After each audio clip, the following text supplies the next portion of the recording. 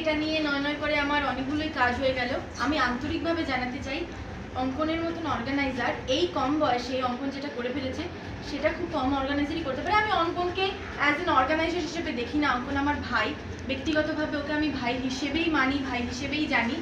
আর সবথেকে বড় কথা, আমি একটা কথা বলতে চাই, আমরা যারা ফিমেল আর্টিস্ট আছি তারা হয়তো বাড়ি থেকে কোনো গার্জেনকে আনতে পারি না কিছু কিছু সময়। হয়তো আজকে আমার বাবা এসছে, বা কিছু কিছু ফিমেল আর্টিস্ট আছে বাড়ি থেকে কাউকে আনতে পারে না।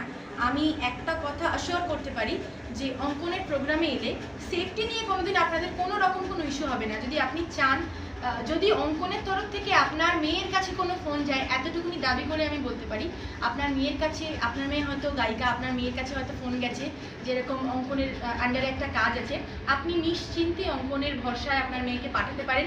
সেইটুকুনি সেফটি, সেইটুকুনি গ্যারেন্টি আমি ওর কাজ করেছি, আমি দিচ্ছি। এইটুকুনি আপনার বাড়ির মেয়েকে আপনার নিশ্চিন্তে ছাড়তে পারেন। বাড়ি থেকে আনা থেকে শুরু করে বাড়িতে পৌঁছে দেওয়া পর্যন্ত সেফটিভাবে এইটুকুনি অঙ্কন করে। আর প্রোগ্রাম অ্যারেঞ্জমেন্ট নিয়ে আমার কিচ্ছু বলার নেই।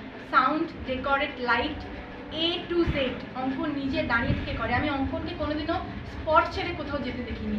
তো এর থেকে ভালো রিভিউ, এর থেকে ভালোভাবে আন্তরিকভাবে আমার আর কিচ্ছু বলার নেই। যা বলার ছিল বলে দিয়েছি। আমি অঙ্কনের থেকে বয়সে বড়, আমি চাইব, আশীর্বাদ করার মতন ক্ষমতা আমার নেই। আমি একটাই কথা বলবো, অঙ্কন আরও বড় হোক, অঙ্কনের রক প্রোগ্রাম হাউস আরও রক করুক, ফাটিয়ে দিক, কামাল করে দিক, মাতিয়ে দিক। আরও ভালো ভালো কাজ আমাদের আগামী দিনে আসবে। শুধু আপনাদেরকে পাশে থাকতে হবে। Stay tune. Thank you so much.